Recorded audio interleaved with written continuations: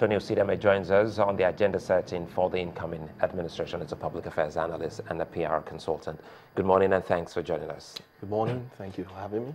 Now, you've been following them, and for Pascal Odibo, he said he will be surprised if the incoming administration doesn't have a template already.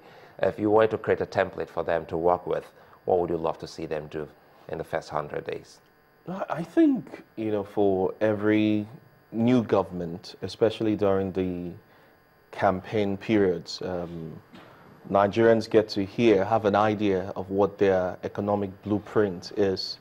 The problem in Nigeria isn't that we haven't had good plans, good blueprints. The problem has always been about implementation.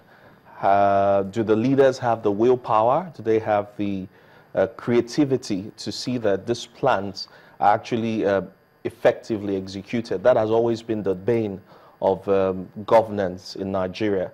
So expectations haven't changed from one administration to another. The problems of Nigeria are glaring for everybody to see. You don't need to be a genius.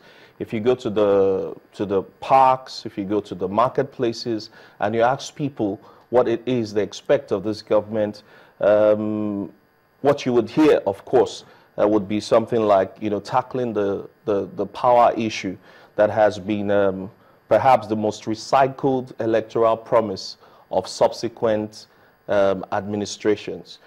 So power, of course, remains a major agenda for this government. Of course, there's also the question of agriculture. In the 60s, we know that Nigeria was food self-sufficient, and agriculture contributed a great deal to the gross domestic product, the GDP of the country.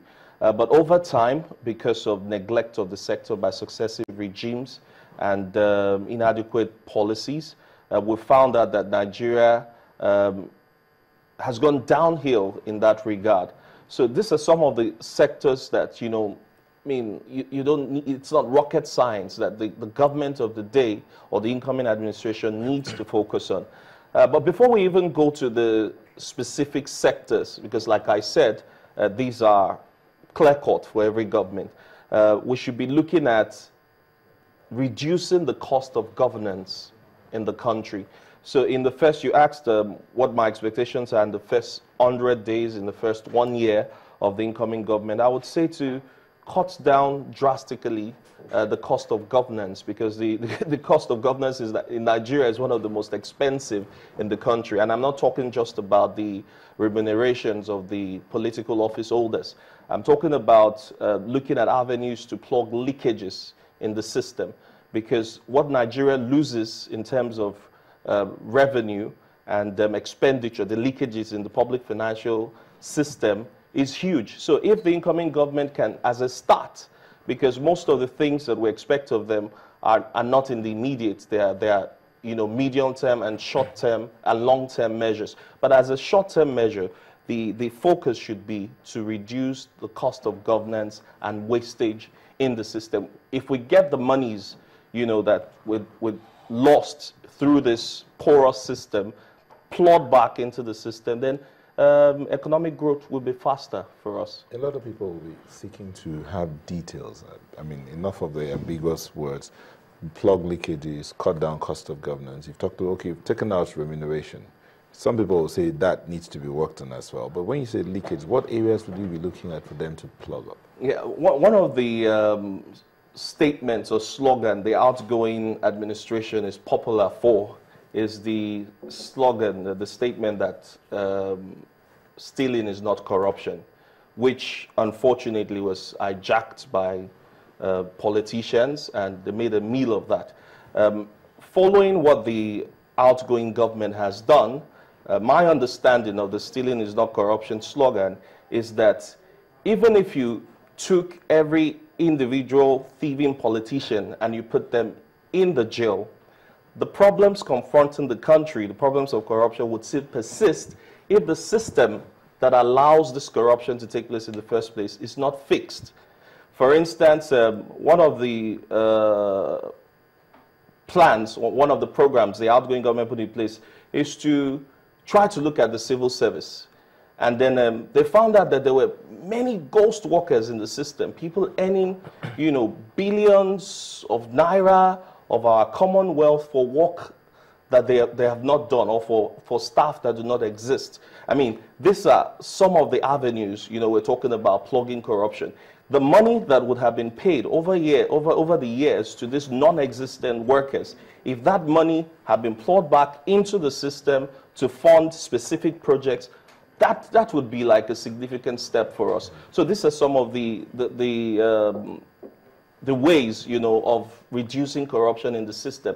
It's not just about taking individuals, that is important to serve as a disincentive to aspiring public officers or people who have not reached that status, but already have that mindset that when we get into power, we would steal public funds. So it's good to make an example of those who have been found to have embezzled public funds, but beyond just the individual arrests and all of that, the system needs to be more tight-proof so that we can reduce wastage, and then in the immediate have some funds to be able to finance some of the projects that the government has set out to do. Well, that's definitely post-May 29, which is, one of the things that we're looking at. But I'm also wondering, after March 28 elections, how would you say that, we've handled this transition process, which is novel to Nigeria? Do you think that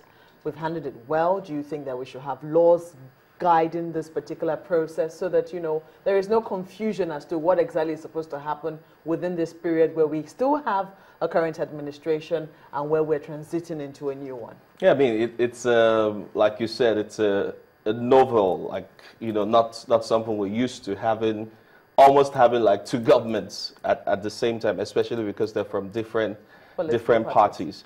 Yes. I think so far, because of the examples that the outgoing president has set, the fact that he's doused the tension and the polity has made it, easier, has made this transition period easier.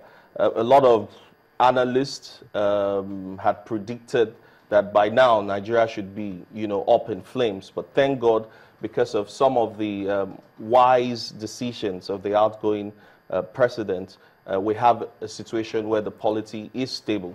In terms of the transition, yes, because this is a first. There are areas that could have been better, because from what we hear, from what we read about in the papers, there are bickerings between both political parties about what should or should not happen. So being a first time occurrence, of course, there's some lessons that I believe must have been drawn, that in the future, maybe in terms of legislation, we can make it, a much more easier handover process, especially when we have a situation where one party is with a completely different policy is handing over to another party with a different economic agenda. Oh, so far so good, though. Do you think that we've handled it well? Yeah, I mean, that's what I try to say. I think it's been handled well, but of course there's always room for improvement. The bickerings, of course, are there. There are areas, gray areas that of course need to be ironed out. But in terms of if you put what is happening side by side, what had been predicted to be the situation at this point in time, then we would have to give the outgoing government, of course the incoming government, some credit for the way it has been managed. But like I said, the gray areas that need to be resolved for future transition periods, which must be looked into. So going into May 29, what are some of the potential obstacles you see ahead already? Nigeria is a very, very peculiar nation. I've heard different people come in to speak, preferring solutions to many of our economic troubles. I think information management for this incoming government will be very, very, very, very key. One of the things I've heard most of the analysts you've had on talk about is, for instance, the removal of subsidy. Now, this is being viewed by many people as a step in the right direction if we want to really progress as a nation. But remember that this same subsidy issue was brought up by the outgoing government and rejected by Nigerians with mass protests everywhere. So this is why I say information management for this incoming government will be key. Whatever policy it is going to implement, it's important to carry Nigerians along. For the government to be successful, Nigerians need to know at every step what he plans to do.